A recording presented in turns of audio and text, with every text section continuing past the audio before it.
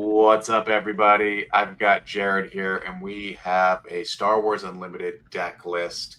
It's been a minute since I've done any Star Wars Unlimited stuff, so Jared, I'm excited to kind of get back into the meta. I got to admit, I'm a little behind. It's too hard to keep up with all these I games. understand.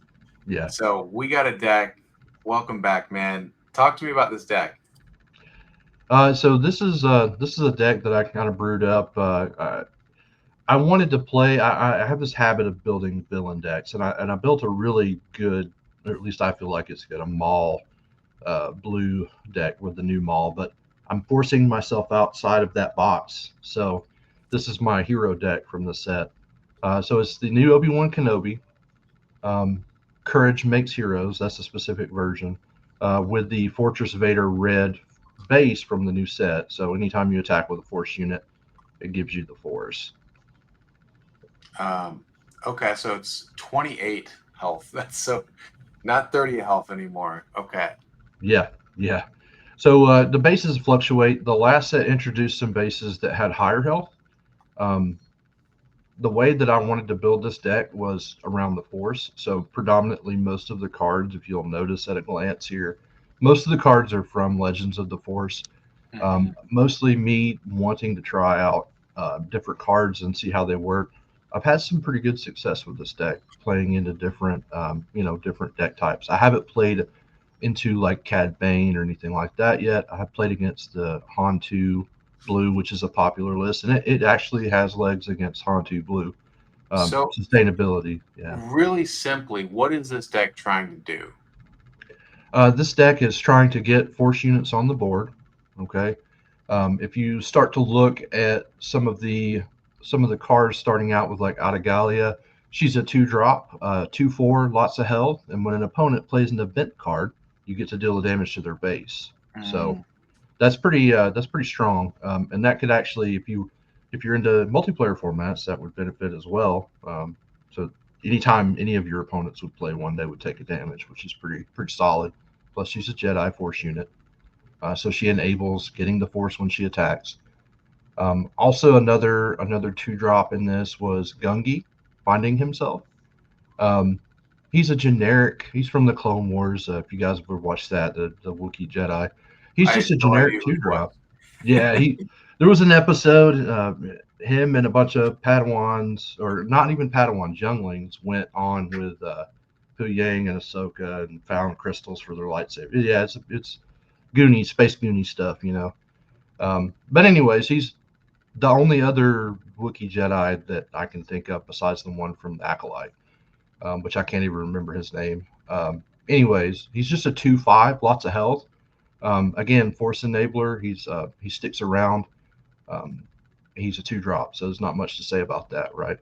Um, the next one on the list is the Jedi Consular. Now, not only is he a Force unit and he's a 2 drop, but that action if you have the Force, you may use it. You can reduce the cost by 2 when you play the unit with his ability.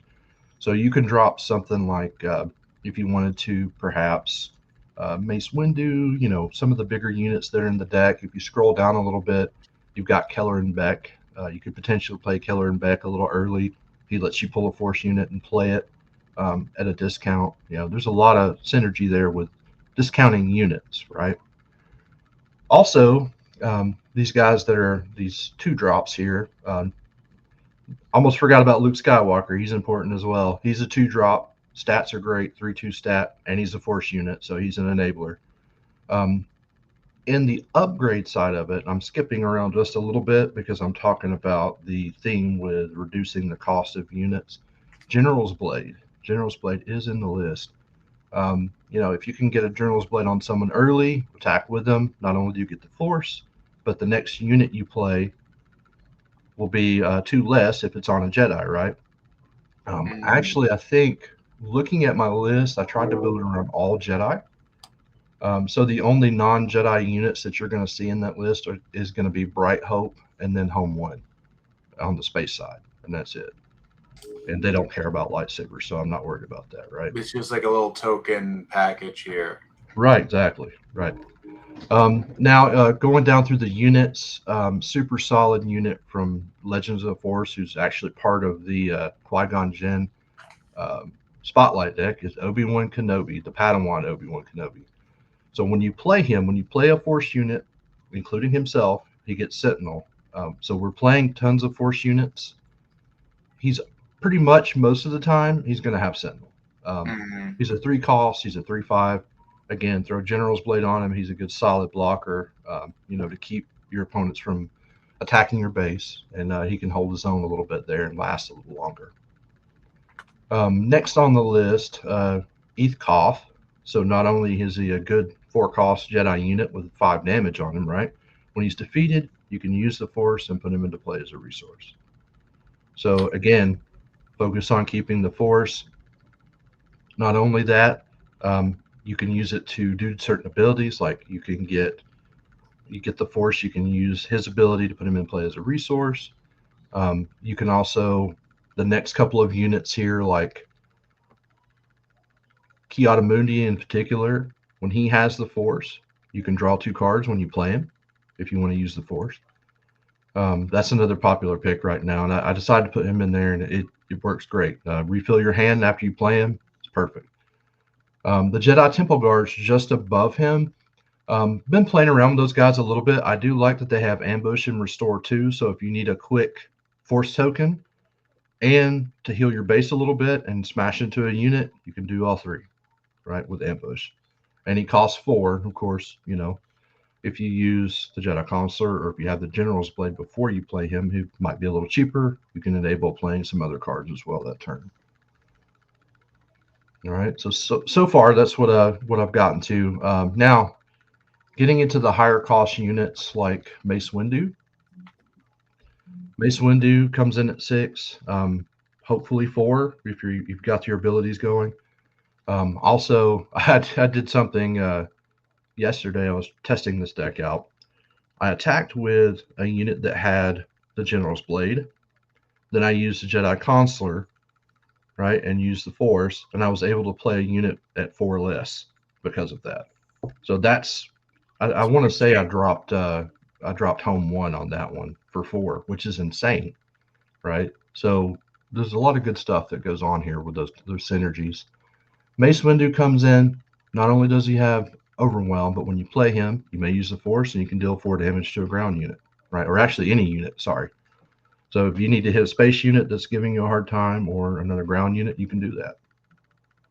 And you're going to keep getting the Force back through your commander. I'm not commander, leader. Yeah, um, so his ability, and I should have really kind of talked about that in the beginning.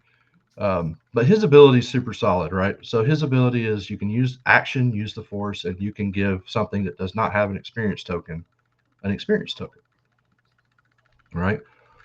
He comes out at 5 resources, which is solid. His stats are 3/5 as well, so he can stick around. Actually, I think he's 3/6 if I'm not mistaken. Sorry, guys. Yeah, he's a 3/6. Apologies. But yeah, he can stick around. Another good target for General's Blade. Bring him out at 5 resources, and then play the General's Blade and whatnot. And there you go. I think my kiddo just snuck in here. He's a ninja. Hey, little mate. past future stars. Yeah, yeah. Um, Um, okay, we got Kelleran back here. yep. So next is going to be Keller and Beck. He costs 7 resources, right? Or less if you can pull the combos off. When you play, search the top 7 cards for your deck for a unit, reveal it and play it. It costs 3 less. So I mean, there's a lot of really good things going on. That's so if you look back at the list and again, I apologize for kind of skipping around a little bit here, but um, one of our key units that we want to keep recurring is Obi-Wan Kenobi for Sentinel. He is going to be your primary blocker when it comes to defending your base, right? Outside of some of the control aspects of the deck, which I'll talk about here in just a few minutes. But it's built all around some recursion there with Jedi units, including Obi-Wan. Now, not only that, Keller and Beck is a 7/7, super solid. So he's a good unit that's going to stick around and do some damage for you. Moving to Yoda, my ally is the Force, right? Again, relies on that force. So when you play him, you may use the force, and you can heal 5 damage from your base just instantly as you play the unit. Not only that, when you use the force, you can also deal damage, okay, to another unit equal to the number of your units times two, right?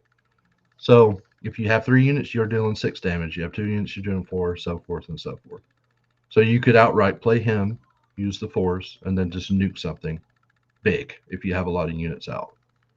So again, we have a lot of lower cost units. A lot of these guys are going to stick around, and you can also just keep playing more. Right later in the game, if you want to flood the board, you can use Yoda to kill stuff when you use the force. So a lot of good synergies there. That's the primary package, the unit package on the deck, right? Um, Secondarily, but not least important, right, are going to be Bright Hope, Fast Transport. It's a good space sentinel. It has a lot of health. It's a target for Luke Skywalker if you would like to play him as a pilot onto that, because when it does inevitably die to the space units, he'll redeploy into the ground arena because he falls out of it, so to speak, right? That's a good synergy there with that. Not only that, Bright Hope, say for instance, your hand's dry, you could bounce like Mundi, bring it back to your hand, play Mundi, use the force, draw 2 cards. So there's a lot of good synergy there as well. I love Home Now, One. This is oh one of my yeah, home one's great. So home one's great. Hopefully you're playing home one at a discount. If you can't, that's fine. But this deck does like to stick around. It's what I would call a little tanky, so it does stick around longer. So you may make it to that 7, 8, 9 resource turn, depending on what you're playing against, right? But dropping home one always feels good, right? So out the gate, this is a set one card. I'll miss it. I'll miss it when it rotates out when set seven drops. Has restore two, and then every other friendly unit gains restore one. So, uh, not only that, now your Jedi that you've been fighting with the whole game are restoring one every time they attack, right? Then, of course, you can bring a heroism unit back from your graveyard that can make it cost 3 less. So, our target here, of course, is something like Obi-Wan, or if you need something to come in and shoot some damage. You could potentially bring Yoda back if Yoda died, bring him in for 5 resources, things like that. Um, Most of the time, I'm targeting cheaper units if I can. Obi-Wan, Mundi, things like that, just so I can get some recursion, card draw, or Sentinel, something like that. Just pure value. So I dig home one. I did have home one in the sideboard in the beginning of this. I had mainboarded home one because I just every time that I would sideboard, it just felt great having home one there. So he made the cut for the main board. We got a few events here. Oh yeah. So the boogeyman in the event package is going to be the force throw. All my units are force, with the exception of the space units. So we're always going to have the force. For the most part, we're going to have force units on the board, so we can hit either our own hand, if we want to. If we have a big unit and we need to deal 8 damage, okay. It might not be so bad to discard Yoda and deal 8 damage to something that could potentially cause you to lose the game, right? And then in addition to that, you can take a card out of your opponent's hand and then shoot some damage that way. That's pretty standard. If you're going to have force units, force throws is pretty standard there in that package. Next is going to be Spark of Hope, which is a ramp card. So if you lose a unit, you can play that. Brings the unit back from your discard if it left that turn or that phase, and then puts it into play as a resource. Always solid. And then, of course, Resupply is the next one on that list from set one, and it's been reprinted in some of the other sets. Standard ramp card. If you get it early enough and it's not, you're not in a position where you have to defend a lot, you could play this early, get out Obi-Wan out, maybe a turn early, and start putting some tokens on things and dealing some damage, right? All right. My favorite event outside of Force Throw, U-Wing reinforcement, right? This just reminds me of Rogue One. It makes me happy. Yeah, it does, man. Yeah. Love Rogue One. I actually watched it again recently. I liked Andor okay, but the movie Rogue One is it's perfect. It's great. It's got I enough of agree. everything. Um, yeah, the Andor show was a little slow for me, but it was good. It was pretty decent. It's Um, blasphemy on this channel. But yeah, U-wing reinforcement is a great way of just like refreshing your board, right? Yes, yes, recursion. So anytime that we get wiped out, there's enough of the cheaper units and enablers, especially with the fours, to play things cheaper to get things back out on the board. I had a couple of turns the last time I tested this deck in person where I did get wiped and I was back in the game within 1 to 2 rounds, and I was back in the game and actually turned the game completely around in my favor after that. So there's a I feel like there's a lot of staying power. There's a lot of recursion. Being able to refresh your hand with Kiata Mundi, being able to play more units. Everything is a force unit minus the space units that are in the deck. And then you go into things like U-wing reinforcement that you can play in that color package. Bring more force units back to the board, right? You get that 7. You look at the top 10 cards. You pick those up to 3 units with 7 or less total cost, right? So is one of the ideas just to survive in space, right? Just survive, don't Mhm. lose in space, but dominate the ground, right? Right, exactly. That's what I kind of aim for. And once we get into the sideboard, there's some more tools there. Now the sideboard is, of course, like the deck, it's a work in progress, but it's meta dependent. It depends on what a lot of your people locally are playing. What you want to play with. I try to keep it kind of even across the board. I do like first card on this list is Confiscate, just a good one drop. Hey, I'm going to defeat one of your upgrades. It doesn't matter if it's a leader upgrade, right? Unless the leader has some sort of ability that prevents you from doing that, like Chewbacca, when you play him as a pilot, um, prevents you from defeating the upgrade. This just straight up takes out an upgrade, right? Now, it could be shields, it could be pilots, whatever kind of hits your board. I've been seeing a lot of lists that like to play the dark saber again and General's Blade, like what's in my list. That's a good target for Confiscate as well. It's just to kind of shut that down. The next one is more so just to assist with the healing and to help with dealing out more damage. So you can attach it to a non-vehicle unit. It's Yoda's lightsaber. It doesn't do anything special if you put it on Yoda, but when you play it, you may use the Force. If you do, you heal 3 damage. So that's pretty solid to me. Plus, it's a +3/+1 upgrade to your character. So if you can play that to help heal your base and enable some of that sustainability that you just mentioned, right? Now, next on the list, this is kind of the oddball out, and this is a meta call. I've been seeing a lot of decks that like to damage their units as they come in, i.e., Han 2 from Shadows of the Galaxy. Han 2 with a blue base, especially Force. There's a Force version out now, and also with green.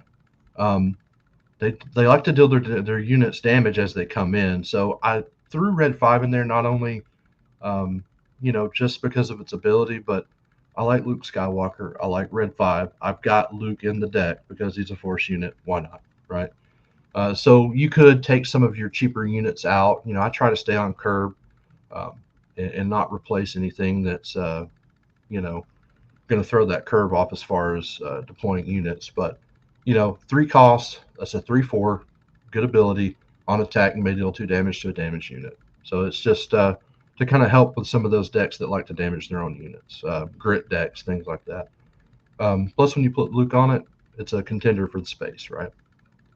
Now, bombing run, this could be predominantly when I've used this, it's been in space. There's some guys that like to play the Vader pilot deck where they make tons of TIE fighters and they have tons of units out. Um, of course, TIE fighters are 1/1, so if I hit the space arena with bombing run, I can just wipe everything out, right? Especially my units that I have in space don't fit into that 3 damage and they die category. They all have more than 3 HP. So if I need to, I can play this with one of my units on the board or two, and I don't mind, right? Now the last one is just for fun, really. I had some decks that I played against where we went to 9, 10 resources. If you're playing against someone that has that, take out a home one, slide in a Great Dragon, right? So you get lucky, you get it. It's nice to have late in the game. It couldn't mean the difference between you winning the game and losing the game. So That's just I like to splash Crate Dragon in decks like these. So um, love it. You know, your opponent plays a card, immediately you shoot damage, right? Either to a ground unit or to their base. Most of the time to their base, but Great yeah, that's Dragon's pretty much an it. awesome but highly annoying card. It's very annoying. Yeah, it's very annoying. So, folks, if you're interested, the deck list is in the video description. We're going to try to do a few more of these Star Wars Unlimited deck lists and kind of go over a bit more metagame stuff. Jared, any kind of final thoughts? This looks like a lot of fun to play around with, and all Jedi, super thematic for Star Wars, and looks actually pretty powerful as well. You know, this is one that I'm still testing. I would like to maybe next time we do this, maybe show you the mall deck. I think you'll like that one as well. I try to play decks that are fun but also competitive in nature, not necessarily what you would call hyper competitive, but this deck that I've played against several different other decks. I played against Sabine. I played against Maul Blue. I played against Talzin, Mother Talzin from the new set, and some of these other very uh, aggressive leaders that see some wins in tournaments and whatnot. And it played fairly well into them. I traded games. I did lose maybe a couple rounds, but most of the games I was able to do 2-1 in the games that I played, which for me I call that a win, right? Um, but yeah, I have a lot of fun playing it. There's a lot of utility there. If you have questions about the deck, please feel free to comment on the link that he puts in the show notes, and let me know what you think. And if you have suggestions, make them. I'm open. Yeah. Well, thanks for hanging out, everybody. We'll be back with more Star Wars Unlimited videos. That's all we've got for you guys, and we'll catch you later.